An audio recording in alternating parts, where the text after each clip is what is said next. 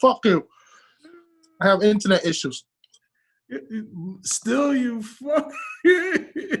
No, you don't understand, man. Watch. We're going to talk about it. Watch. All right, here we go. What time is it? Game time! We looked for number 6. They developed a tension between them. I was getting irritated. We were winning. We were the greatest team ever. I will not choose to play for another coach. I felt insulted. This will be Phil's last year as the coach of the Bulls. In Phil fashion, he had a name for it. So I called it The Last Dance.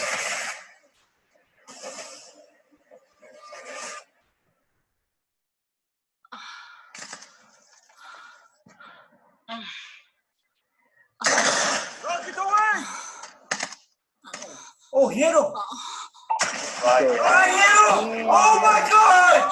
Oh my God! Oh my God! I got him! I got him! Clip that!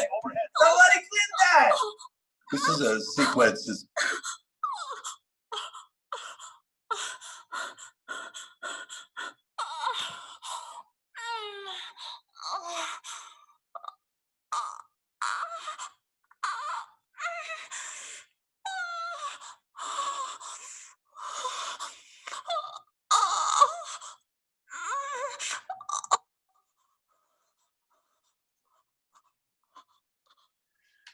And that's what the sports world felt on Sunday. Give me some sports! Yo, the last part of that clip. What the fuck was that? What's going on, Lou? Yo, is that why you got the oil? No, I started getting ready.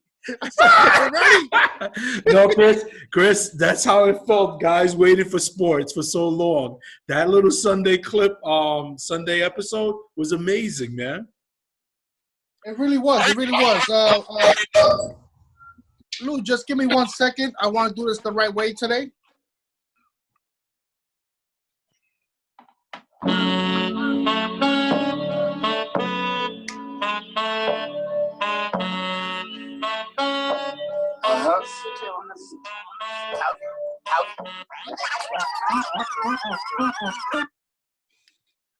Yo, what's up, everybody? Welcome back to Breeze Shooters, where the show that brings you news, sports, poker, and everything in between. We love the tweeters. I'm your host, Lou, joined by my very good friend, Chris. Yes, sir. Oh, that's where we're at? Get right? I gotta listen, no matter what, I gotta finish my set. Yo, Chris. CT Fletcher is your motherfucking set. Yo, Chris, I think I can see a little cut developing on your bicep, man. No, it's coming. It's coming. I just gotta do it. Pace yourself. You know, we're a 40-minute show. I'm just doing my strong hand today. I'll do my left hand tomorrow. Yo, on that regimen, I'm not surprised you're bigger. It's crazy. No, this shit is crazy, though. What the hell are you eating? What is that? Protein blueberry muffin. Don't worry about it. Just take care of your business. So, Chris, as you know, Sunday they aired The Last Dance, which is the story of the Chicago Bulls while they were going through their dynasty period. I think it was after they were chasing the third one, right? This is before Mike. Yeah, the second three-peat. The second three-peat. And there was all types of problems. So there's a lot. We're really going to break this down, Chris. I got multiple questions I want to ask you because I always appreciate your insight because you tend to see things a little different. Yeah. That's what I'm here for. That's why God put me on this green earth. Okay. Right off the bat, what was your thoughts on the two episodes, the two first episodes that aired, 1 and 2? I like it, mind you. I'm a person that I'm pretty sure you felt the same way that I felt back in the 90s. We used to hate Jordan and the Bulls because they used to destroy our Knicks. Hated them big. But one thing I was always able to separate was Jordan himself, his greatness. I used to hate him, but there's no way I could say that guy's not good, or that guy. I have to put my personal fan feelings to the side and say that guy, he's the man. You understand? The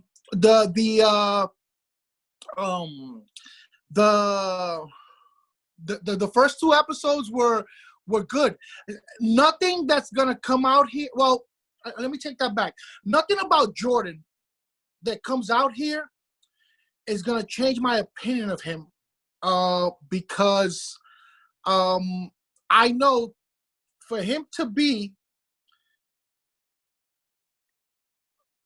reach the goals that he reached and to be the player and the businessman that he is, he had to be a certain way, and a lot of people are not going to approve of that. And it's funny you took us down where I wanted to go eventually. It's true, because there were speculations that Jordan had said, not speculation, it was actually confirmed that Jordan said, after this video, a lot of people's opinion of me will change. But you're right. On the court, he was the greatest ever to do it. The boy was bad. The boy was bad. And he was driven. And in one of the scenes, without giving out too much to folks that might have not seen it yet, there was the alleged story about the cocaine circus. That's what they used to call the Bulls team. And one night he's looking for his teammates. He's going through the hotel rooms looking for his teammates, and he couldn't find anybody. And then he stumbles across this room where all his teammates are, and there's cocaine, all type of drugs and girls and stuff like that. And Jordan, only being a rookie at the time, quickly exited that situation because he goes, hey, man, I don't want to get busted if a cop comes and takes us all down. To be a rookie and not to have that peer pressure with older guys, he walked away. That kind of said a lot to me and said, this guy was special because he was driven. He knew what the hell he wanted. And what were your thoughts on that about the cocaine circus? And I don't want to stray away too much from the topic, but back in the 80s, 70s, 80s, 90s, athletes, cocaine was their steroid.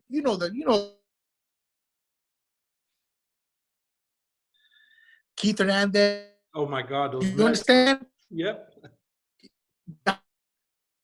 So back then, cocaine was what steroid is now during steroid was during the steroid era in baseball.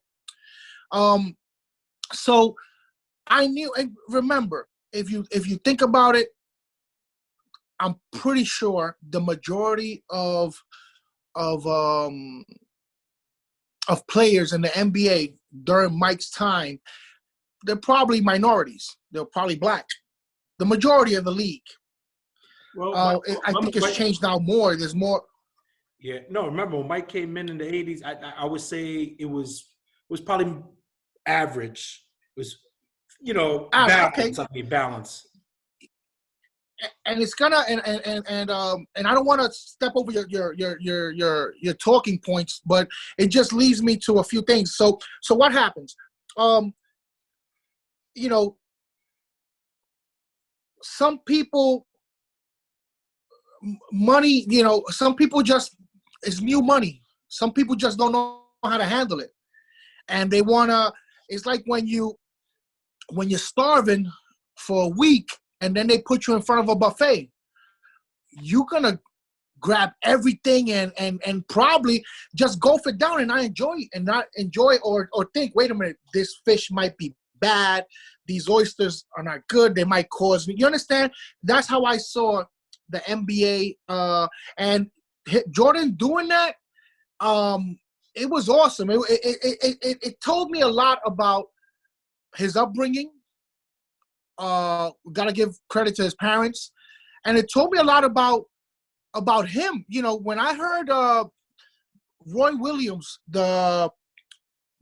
his assistant coach back in North Carolina, say that he told him, "I'm gonna be the best Tar Heel," and so his mentality was already at a place where a lot of us don't go.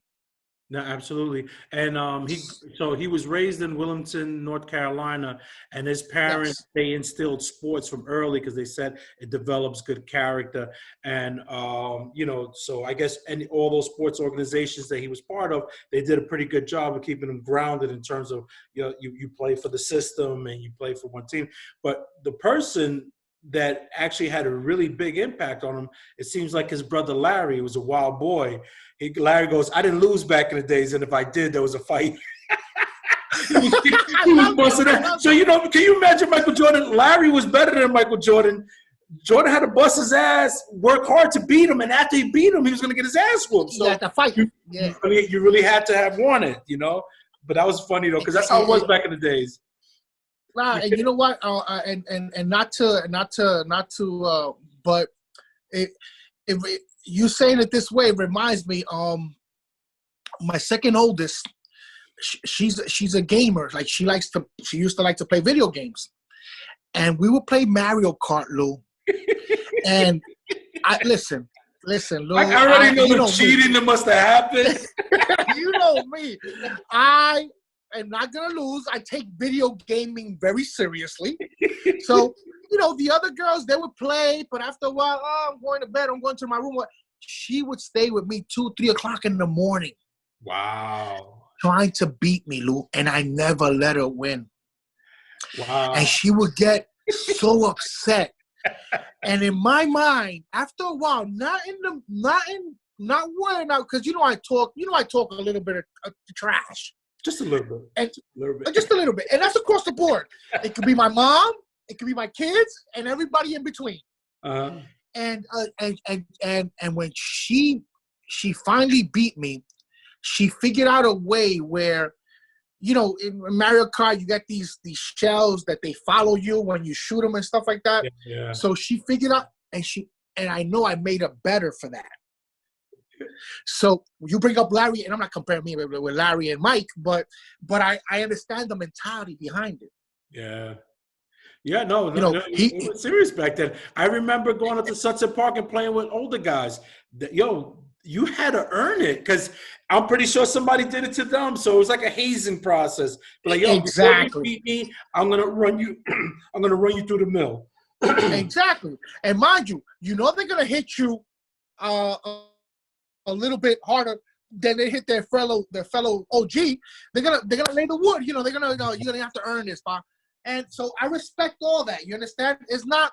I don't think there's a malicious intent. I just think it's, like you say, it's a process. Yeah. But there are those guys that go a little overboard, but yeah. Like they don't want to give it up. They don't want to give up. They don't want to give up the reins. Yeah, exactly. So going back to Last Dance, there was so many different talking points that could come from the 2 episodes. Something that really stood out to me was the lack of respect for Jerry Krause. They hated that guy. And I wouldn't think these are millionaires, but even though I wouldn't think they had that leverage to kind of throw shots at him. Michael Jordan, yeah, but Pippen was being nasty. It seemed like everybody would throw shots at him. Well, regarding that, and it was probably due too, because he seemed like he was a bit of a jerk. But he built a nice team though. The guy knew what he built a fucking. I honestly believe, and I hate to say this, but I don't think nobody, and I'm taking every aspect in I'm looking at every aspect of the situation, and I don't think there'll ever be a better dynasty. And this is big because we're talking about the Celtics and the Lakers, but I'm talking about after those early teams when it was different. Yeah, the league. I don't think there'll be another dynasty like that. People talk about Golden State. You need to understand something. That single season record, and I understand that, but what needs 3 out of 5 or 4 out of 5 was it? What people need to understand is the game has changed. It's become a more business-oriented game. The owners and the league are protecting their investment. Their investment are the players. Back back when Mike did it, and I take all that into account, Mike got beat down. No, he did.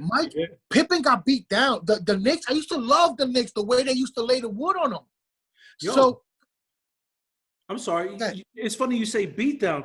You know, part of the condition of Rodman coming to the Bulls, he had to apologize to Pippen. Do you remember that series with Detroit? Pippen went to go dunk it. Yo, Rodman took him from the air and just slammed him on the floor. Pippen bounced. That's how hard he hit the floor. So they went to that. Yeah, they went to Pippen. They were like, yo, we're thinking about getting Rodman. We need somebody on the boards. And he wasn't okay with it. And they were like, what about if we get Rodman to apologize? And Rodman said it. He goes, yeah, part of the condition of me coming over, I had to go meet with Pippen and apologize. But that's just to show you they wanted to win it so bad they buried the hatchet. But he had to go apologize to Pippen. I found that crazy. It's a shit. It is. And the thing with this is that also it's so that's why I call that Bulls team in those 6 championships the greatest dynasty ever, because it wasn't as easy as it could be now. You know, now you look at a player the wrong way, it's a flagrant foul. That's 2 shots in the ball. Yeah, that's now there's less injuries now. You understand? It's just a different type of game, and I'm not. Listen, I'm all for change. I'm all for evolving, and I understand that the league has to protect their players. They have to protect Curry. They have to protect LeBron. They have to protect, and I understand all that. But it was different back then, so I have to take that into account. How tough, this Golden State team, they'll get run over, man. The team that won the 74 games or whatever, they'll get run over back in the 90s. Playing against the Knicks, they'll get run over. They won't last the series. They might be better athletically, but physically, they just couldn't be able to hang. You're going through a pick. You know how many people got laid out? Yeah. I saw Doc Rivers get laid out in a game. It was the Knicks versus something. He got laid out by somebody on a pick, and it was a horrible pick. And he got laid out, and he went after him, and a big brawl ensued.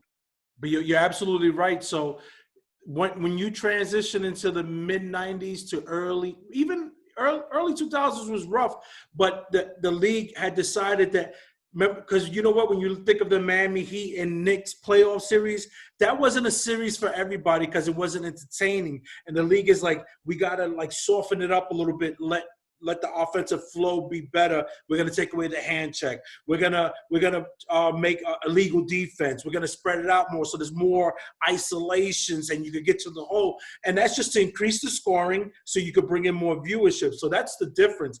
But you're absolutely right, though. The players today, though, like you take a Kevin Durant. Imagine a Kevin Durant in that time. That height. And Kevin Durant is a beast. He's a beast.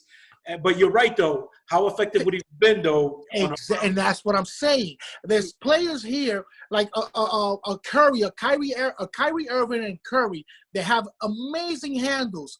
You put Derek Harper on those motherfuckers with the double hand check or the hand check, they ain't doing shit.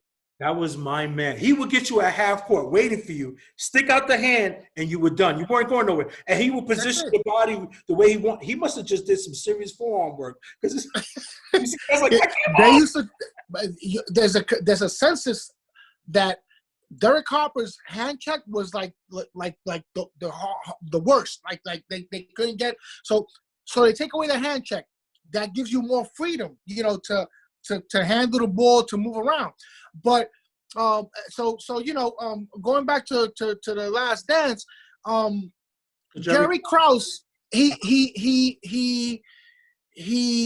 built this dynasty, but there was somebody, and I don't want to, like I said, we don't want to ruin it for the people, but they interviewed somebody and they said he had little man syndrome. That's the Napoleon complex. Yeah. The quote that he was misquoted or taken out of context or whatever. Like, players don't win championships. The front office does. Organizations do. And I could understand a little bit of what he's saying. Not what he was saying. It takes everybody from the ball boy to the executives up top. Everybody. Yeah, but what's the most important thing? if I would tell you because I agree with Mike. What's the most important thing out of the whole organization, from the ball boy to the owner? What's the most important thing for you to win championships? The natural answer is to say player, but Chris, however, that player can only be as good as the facility, the training staff that prepare him. You understand? Of course. So I think when Krause was saying that, he's talking about the organization in the whole. No, I agree. If the medical staff is horrible, you will always be injured. You won't be. No. I understand that part. Strength and coach doesn't get you prepared. You won't be strong enough. So it's a combination of things. Yeah. But if you're gonna break it down in percentages, the players are gonna have a little bit higher percentage. Exactly, and that's why good clubs and bad clubs. They don't have to pay. At the end of the day, he was the one that pulled off the trade for Pippen. Yep, not only that, but Pippen was a diamond in the rough. Yeah, really didn't know about him. Not at all. Pippen was phenomenal, man. Yeah, so so the Jerry Krause thing, I think that the disrespect started when he wanted to rebuild. When he started saying that he wanted to rebuild, and Jordan said, I refuse to play for another coach that's not Phil Jackson. Why? You rebuild when we don't win championship. When we're losing, we rebuild. You don't rebuild when we just came off a championship. There's nothing to rebuild.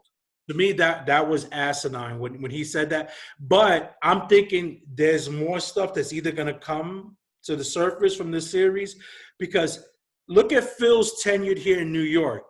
He was a bit of a jerk. So you can imagine after 5 championships, his ego was already probably pretty big. Who knows what he was telling Krause?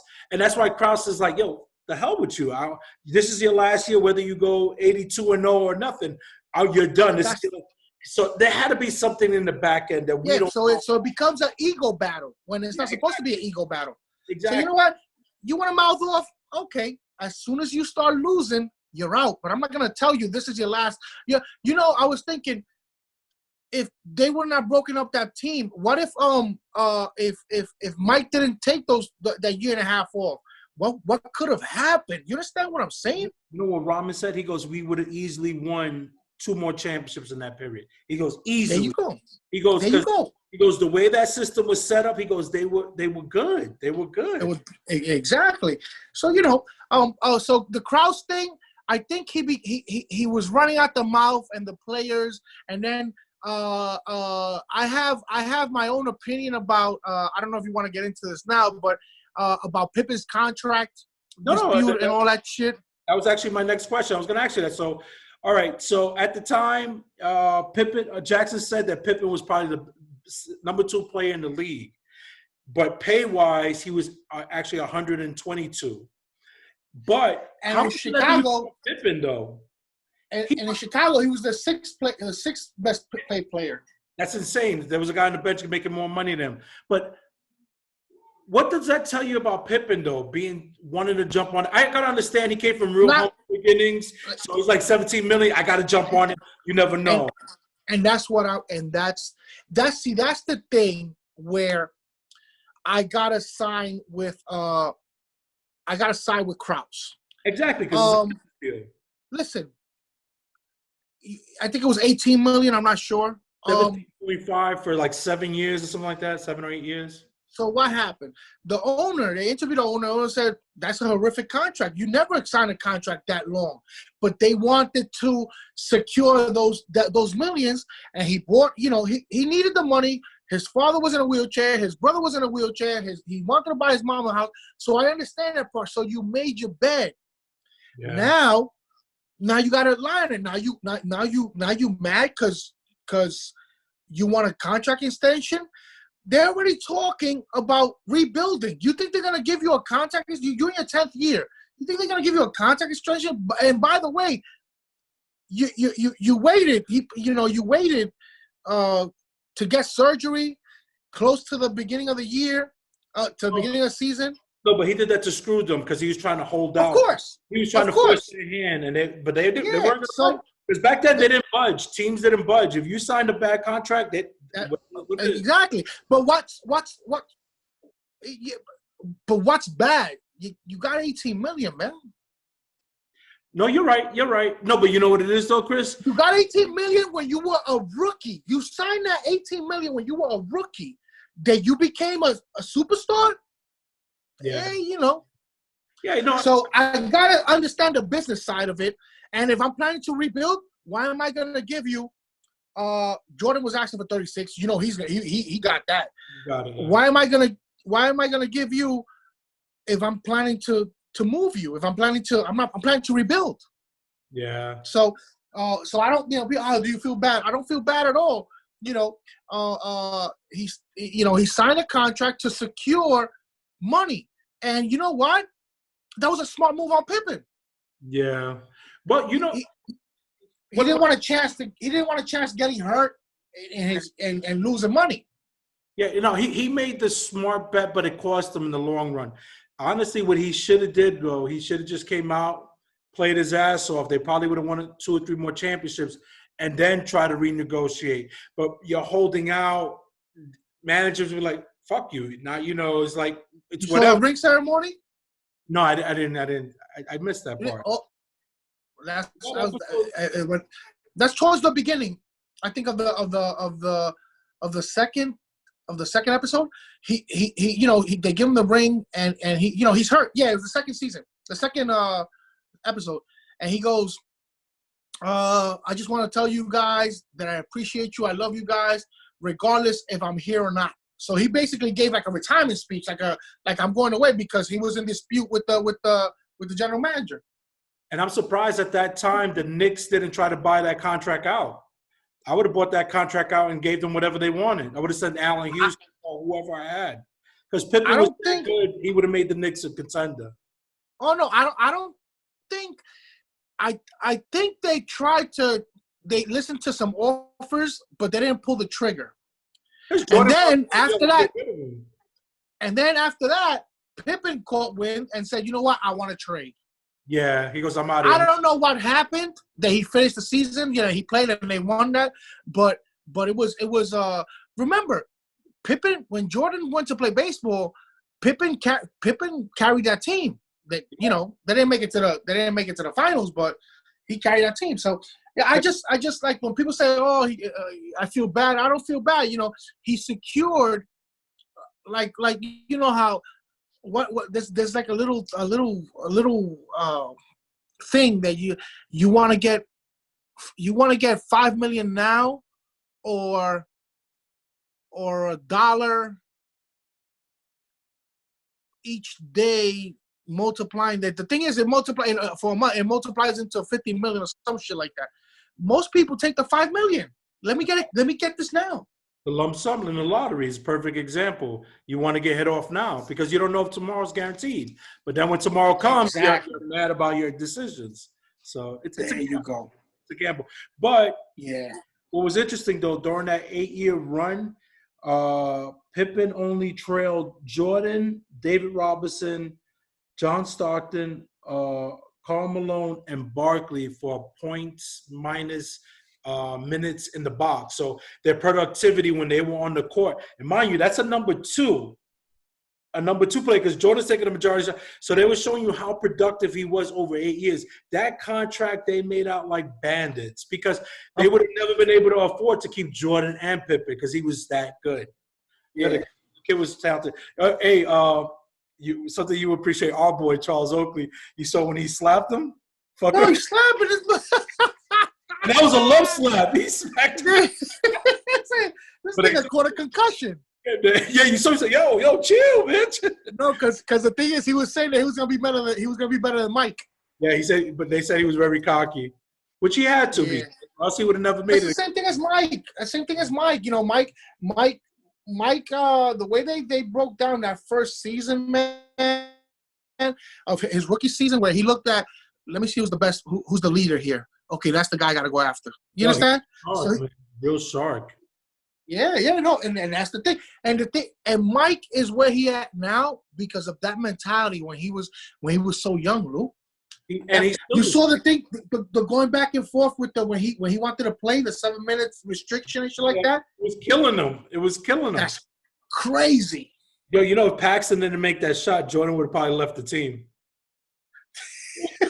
Yeah, probably. But they said that's where part of the tension started with Krause, like him, like, you know, having the minute restrictions with Jordan, and after that, like, Jordan was kind of losing respect for him. Because Jordan, because you're here to win. Why would you change it? And so that's where they had, you know, but Krause knew what he was doing. He was like, this is the franchise. I can't afford to let this guy get hurt.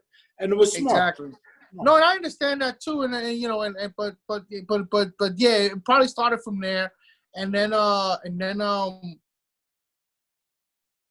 it spiraled.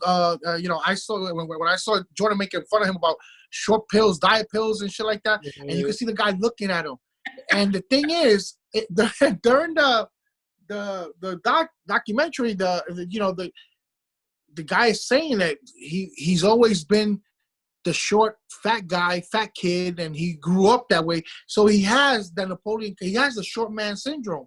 Like, he has the Napoleon complex. Like, he doesn't, you know, his ego he tries to make more of what they really are. Yeah. So it's very entertaining. Funny thing is, we were talking about it, and I feel like I gotta tell the people. You're telling me, Chris, watch the show so we could discuss it. So I'm watching a show, Lou, and the first episode, fine. The second episode, the episodes last 50 minutes, by the way. It wasn't 30 minutes like you said. It was 50 minutes. It's called Hook and Reel, because I know your ass wouldn't have moved. The second episode, you know, I've been having issues with my internet. And the last technician that came here, it wasn't a good experience for me. I told my life. My life might have been in danger. Yeah, the bathroom guy, the guy from the Ukraine. Yeah. So, it took me to watch that episode, Lou. It took me like 2.5 hours. Really? It would keep buffering, and I remember I saw 27 minutes of it, and I told you, Lou, I'm halfway through. I'll text you when I'm done. After a while, I'm like, holy shit, Lou must think I'm full of shit. Let me text him and tell him, listen, Lou, this shit is the shit was that I was able to finish it, but it took me like 2 hours and 20 minutes to see 50 minutes of it, because it kept buffering and buffering. Chris, I was just I'm watching the doc, right, and I'm going through it because, like yourself, I couldn't stand fucking Michael Jordan. Yeah. I actually saw him one time in the 6th grade. I would always remember this. It was my LA teacher. His name was Mr. Buckbaum, and he was from Persian. Big, doofy white guy. Really nice guy, but he loved fucking basketball. And he always used to be like, hey, kids, I'm going to go to a Knicks game. Back then, he used to charge us $10, $12, something like that. It was real cheap, very affordable. So I was broke as shit, but when Michael Jordan came, the hustle was on. I started asking people from when I said, I'm going to this fucking game. So we go to the fucking game, Chris, and I'm excited. We're in Madison Square Garden. We're outside, and this fucking guy, because he had a couple of extra tickets for kids that didn't show up, he wanted to scalp them. So I didn't know what scalping was. So he has a bunch of Latinos. You got this tall white guy with glasses, looks like a weirdo. He's in the corner trying to sell tickets. Yo, why the fucking cops pinch him? The fucking cops roll up on him. They fucking ready to slap the cuffs on him. He goes, but I'm a teacher. These are my students. They're here. Yo, we're like, yeah. How are we going to get home? So they let him go. They like, hey, don't fucking do that. He goes, you can't be doing that. So we go inside, and I was up in the nosebleed. I don't remember seeing Jordan. But I knew every time he got the ball, Chris, everybody was on the edge of their seats. They were standing. Yeah. But so watching the doc, it just reminded me of how great he was. Like that Boston's playoff series where he just went ape shit. He averaged 43.7 points per game in that series. He had I think it was 61, followed by 45, and then I think it was 63. 63. Yo, it was insane. But it was like he was an arcade, and the Celtics were like dinosaurs. They didn't know what to do. And they still lost by a couple of points because the Boston was a well-oiled machine. Now check this out. Before he dropped the 63 points, the day before he was playing golf with Danny Ainge. Yeah, I saw that. That was crazy. That was fucking awesome, and didn't I even believe know. that too. I didn't even know that. No, I think there's a lot of things behind the scenes that we don't see. Yeah. But you know, and Michael used to like to gamble. He used to like to, you know, gamble with golf and stuff. And that day, Danny Ainge caught him for some money. So when they dropped Danny Ainge off, he tells you, listen, tell your boy he's gonna get it tomorrow. And he went off on these motherfuckers. Yo, you saw him in the chair. So typical. He had scotch and a fucking cigar. I said, this fucking guy. I said, it don't get no better than Mike, man. No, I wanted it for a minute there. I said, this is the shit I want to be, man. When I grow up, I want to be like, I just want to sit down in a big fucking plate glass window opening in front of me and just smoking a cigar and having my scotch. You ever seen his house in Florida, the one he built? I think he built it like maybe 10 years back. Is insane, Chris. Oh, really? No. He had sold the house he had in Chicago, which was insane too. But the one in Florida that he built, I think he's not too far from Tiger Woods. Yo, it is huge. It's huge, man. Wow. And it's like 3 or 4 pools, tennis courts, right next to a golf course. It's like some insane shit, man. Yo, but he got a lot of money. That's crazy. So. No, he's definitely, you know, he's definitely part of that 1%er. But it's just, but that's what I'm saying. His attitude and he's loyal to his North Carolina people. No, he is. You know, his alumni or whatever. That's one of the things that they criticize him for. You know, you could get better basketball minds around yourself, but he's so loyal to his North Carolina people that, you know, which I guess you can't hate on that either, you know. Yeah. Hey, Chris, you're queued up over there. I'm gonna fill a bus. Yeah. I'm not queued up, but I gotta put on the town forwards. Okay, R. Kelly. Yo, don't compare me to R. Kelly, motherfuckers.